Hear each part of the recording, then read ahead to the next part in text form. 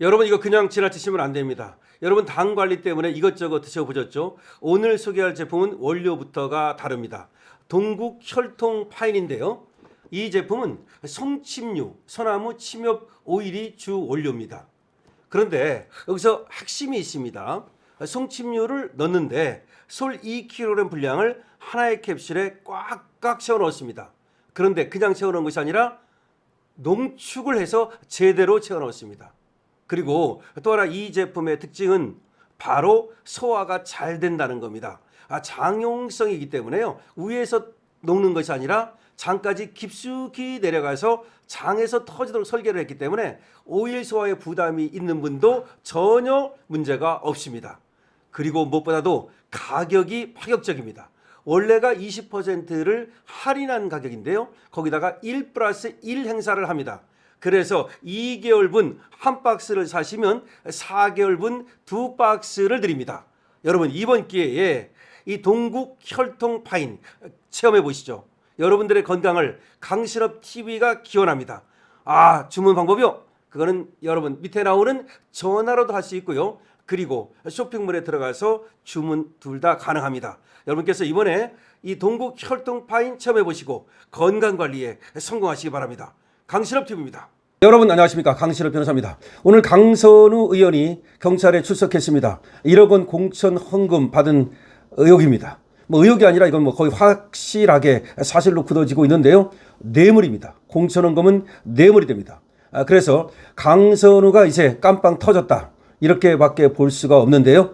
자, 1억 원의 뇌물이 사실로 이제 인정될 경우에 이거는 실형입니다. 10년 이상 무기징역으로 법정형이 되어 있기 때문에 적어도 3년 이상 받습니다. 무겁습니다. 자, 강선우 인생 종쳤다라고 보면 되겠는데요. 이 강선우가 친명입니다. 이재명 단식할 때 이부자리 깔아주고 그때 점수를 땄는지, 김현지하고도 굉장히 가깝다는 거 아니겠습니까? 얼마나 점수를 땄으면 여가부 장관 후보자로 올라갔겠습니까? 당시 여가부 장관 여차하면 될 수 있었죠. 그런데 그때 김현지가 여가부 장관 후보직에서 물러나라 라고 전화해가지고 물러나게 됐는데, 자, 그러니까 이자가 어떻게 해서 여가부 장관 후보자까지 올랐는지 모르겠으나 그것이 부메랑이 됐다고 봐야 되겠죠. 사람은 말이죠, 나아갈 자리와 물러날 자리를 알아야 되는데 장관까지 욕심내다가 그때부터 삐끗한 거죠. 한번 삐끗하니까 계속해서 삐끗하다가 김병기 녹취가 터졌죠. 김병기가 왜 이 녹취를 터뜨렸는지, 김병기 쪽에서 나온 걸로 얘기가 되거든요. 김병기 보좌관설도 있고 아니면 김병기 쪽이라는 말도 있습니다. 그러니까 강선우 약한 고리의 녹취를 터뜨려 가지고서 김병기가 자기 구명, 셀프 구명을 하려고 했다는 얘기도 있습니다. 다시 말하면 내가 이런 거 갖고 있어라는 협박용으로 녹취를 터뜨렸다는 말이 있는데요. 그럼에도 불구하고 김병기도 결국은 당에서 이제 쫓겨났습니다. 그런데 김병기는 강선우하고 다릅니다.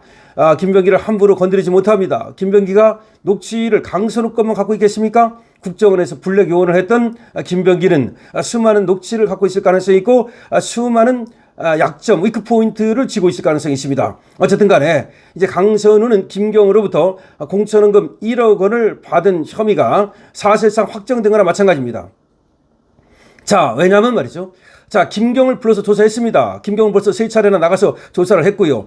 그리고 전 사무국장이라고 하는 사람, 강선우의 사무국장이라고 하는 사람, 남모 씨인데요. 이 사람도 나가서 얘기를 했습니다. 이 사람들이 돈을 줬다고 그랬습니다. 김경희는 뭐라고 말했냐면 강선우와 사무국장이 같이 있는 자리에서 돈을 줬다고 말했고요. 그리고 사무국장은 돈을 받아서 강선우 차에 실어줬다고 말했고요. 강선우 혼자서만 안 받았다고 우기는 겁니다. 또 처음에는 받았다고 그랬다가 다시 돌려줬다고 그랬다가 여러 가지로 말이 지금 헷갈리는 것 같습니다. 자기가 안 받고 사무국장이 받았다 이런 식으로 얘기했다가 왔다 갔다 하는 것 같은데, 이미 녹취에 지금 사무장이 갖고 있다, 보좌관이 갖고 있다는 말을 했기 때문에 받은 건 100%입니다. 받은 건. 그런데 김경희가 사무국장하고 즉 보좌관하고 강선우가 같이 있는 자리에서 줬다 이렇게 말을 했기 때문에 빼박입니다. 빼박이. 그러니까 아무리 발뺌을 해도 더 이상은 통하지 않고 구속영장을 칠 것 같습니다. 구속영장을 치지 않을 수가 없어요. 왜냐하면 이재명이 말이죠, 자기는 굉장히 반듯하게 하는 척 하는데 여기서 말이죠, 강선우 강선우를 봐줘라 이렇게 할 수가 없는 거예요. 더군다나 강선우가 저렇게 날아가게 된 데는 여러 가지 이유가 있단 말이에요. 강선우가 원래는 김병기 쪽이었는데 강선우가 원래는 이재명 쪽이었는데 저번에 여가부 장관에서 떨려나면서 정청래 쪽으로 갈아탔다는 거 아닙니까? 이것이 강선우의 패착이었던 거예요.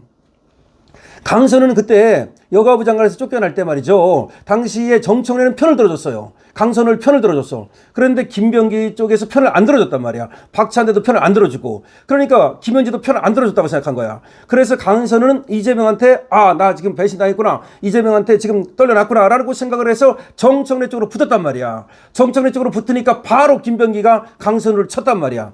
그러면 누가 강선우를 구명해 주겠습니까? 구명할 사람 아무도 없는 거야. 정청래가 구명해 줘야 되는데 정청래 역시 손절할 수밖에 없어. 제명해 버렸잖아. 정청래는 강선우를 왜 제명했느냐? 이걸 우리가 알아야 돼요. 정청래는 강선우한테 이게 흙이 묻으면 큰일 나는 거야. 자기가 원래 강선우가 좀 이런 뇌물 받기 전에는 강선우를 갖다 끌어들여 가지고 자기 편으로 만들려했던 거야. 원래는 이재명 편이었는데 한 사람을 끌어들이면 자기 세력이 늘어나니까. 그런데 이번에 뇌물이 묻었단 말이야. 한마디로 말하면 이제 흙이 묻었단 말이야. 그런 사람을 갖다가 끌어안았다가는 자폭한단 말이야. 그래서 바로 제명을 시켜버린 거야. 왜 제명이겠습니까? 왜 탈당도 아니고 왜 출당도 아니고 제명이겠습니까? 이거는 정청래가 자기가 거기에 강선우 때문에 피해볼까봐 그냥 단칼에 잘라버린 거란 말이야.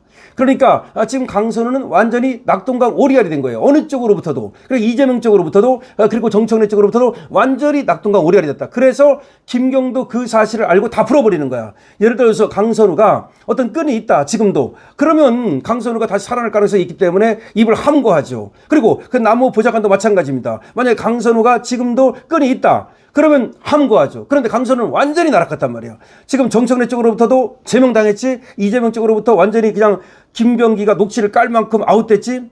그러니까 이 강선우가 너무 가볍게 처신하다가 이리 갔다 저리 갔다 가다가 기회주의적 행태를 보이다가 완전히 날아간 거란 말이야. 그 기회주의적인 행태를 보였기 때문에 또 이 강선우 1억 원이 터진 거라고 볼 수가 있습니다. 자, 오늘 무소속 강선우가 경찰의 피의자 자격으로 출석했다. 이렇게 보도가 되고 있습니다. 김경 서울시 의원에게 공천원금 1억 원을 수수했다는 의혹에 대한 경찰 조사가 본격화된 것이다. 라고 보도가 나오고 있습니다. 이 사건은 지난달 29일 더블당 소속이었던 강선우가 김병기 의원과 해당 금액의 수수와 관련된 대화를 나누는 녹취가 공개된 지 22일 만에 이루어지는 것이다. 경찰은 강선우가 실제로 1억 원을 받았는지 여부 그리고 그 자리에 그가 있었거나 관련 사실을 알고 있었는지를 집중적으로 조사하고 있다. 만약 강선우가 1억 원을 반환했다면 그 시기와 사유 또한 조사 대상이다. 또한 반환에도 불구하고 김경시 의원에게 공천을 제공했다면 그것이 수사의 초점이 되고 있다.